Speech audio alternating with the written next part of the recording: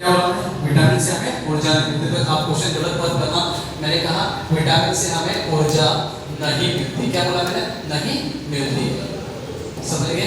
तो हम लोग सभी ये जानते हैं विटामिन से हमें क्या मिलती है? ऊर्जा मिलती है। तीन चीज क्लियर हो? दूसरी चीज हमने कहा अकार्बनिक पोषक तत्व कौन से होंगे? तो अकार्बनिक में हमारे क्या खनिज लवण, कैल्शियम, फास्फोरस, पोटेशियम, मैग्नीशियम वगैरह सब सारे। अब माइक्रो और मैक्रो अलग होते हैं। सूक्ष्म कौन से हैं, बड़े लेवल के कौन से हैं, वो अलग प्रकार के होते हैं, लेकिन हम बाद में बात करेंगे इसकी। तो ये अकार्बनिक में आएंगे।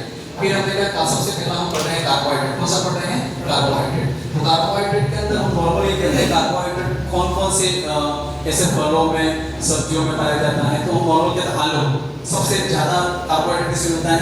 आलू खाते हैं हम लोग, चावल खाते हैं, उसमें कार्बोहाइड्रेट मिलता है। तो मैंने नॉर्मली लिख लिया कि कार्बोहाइड्रेट जो होते हैं अनाज है, बिस्कुट, कौन सा है? बिस्कुट, गुड़, मुरब्बा, मिठाई, इन सभी चीजों में पाया जाता है। और कार्बन, हाइड्रोजन और ऑक्सीजन का अनुपात ध्यान होना चाहिए। तो किसका अनुपात ध्यान होना चाहिए? कार्बन और हाइड्रोजन और ऑक्सीजन का अनुपात ध्यान होना चाहिए। तो हमने कहा था कितना होता है? C6H12 और O6। तो इसको आपने काट दिया 1 और ये 2 और ये कितना हो गया? 1।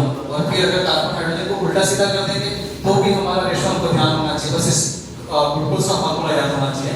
फिर हमने इसको क्लियर किया था। आगे क्या लिखा हमने कि इसके अंतर्गत ये नॉट इंपॉर्टेंट है, इसके अंतर्गत शर्करा, स्टार्च क्या है?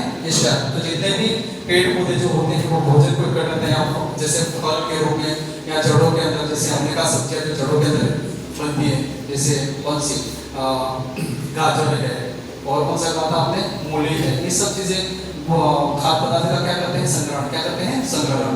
और इसमें सब में क्या पाया जाता है? स्टार्च। क्या पाया जाता है? स्टार्च। और स्टार्च को करते हैं हम मंड। क्या हिंदी में क्या कहते हैं? मंड। ठीक है।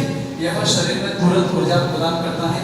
और एक लास्ट टॉपिक लिखा था हमने, 1 ग्राम कार्बोहाइड्रेट से 4.2 किलो की ऊर्जा